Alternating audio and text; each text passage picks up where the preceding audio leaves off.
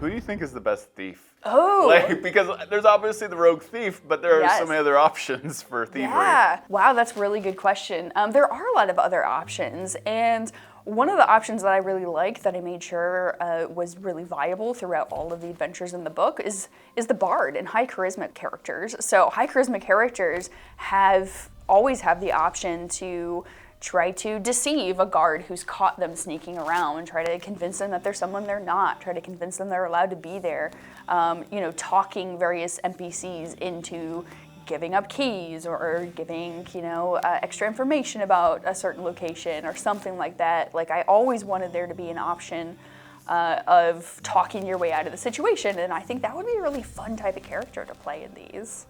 It's hard to say because within each D&D archetype or class, there are variations, subclasses and things which focus on different things. And it's really a matter of what skills you chose, and what spells you chose, or what magic items you have. A bag of holding is eminently useful in a heist adventure. Once you get the thing, whoop, throw it in there, and it's on its own plane and safely held. Depending on the heist itself, different skills come into play. A knock spell is eminently useful. Yeah. But at the same time, you might need somebody, depending on the location, who can squirm through a very tight space. In which case, Druid. Druid is a fine choice. The wild shape has some wonderful usage there. Yeah, I have not played a druid thief yet, but I'm definitely going to. And let's not forget about just pure simple charm, the bard. Like, if you need intelligence on the location before you actually rob the place, right? Yeah. Send in the bard to get information.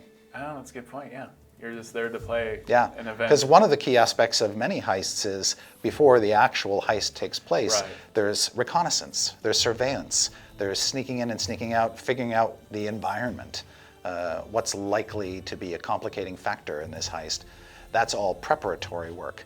And one of the fun things about Keys from the Golden Vault is that each adventure has a sort of preparation stage to it, where it's expected the characters will plan things out before they undertake the actual heist. The only character class I think is going to struggle with this book is probably the paladin. Because the morality? Yeah, because the morality and the heavy armor makes a lot of noise. Like, maybe don't bring your paladin BFF on some of these heists. Yeah. I played an assassin for a long time. We had a paladin in the group, and that was a point of tension for years. Oh yeah, all the time. I've had so many weird clashes that it's not that you can't do it, it's just going to be harder.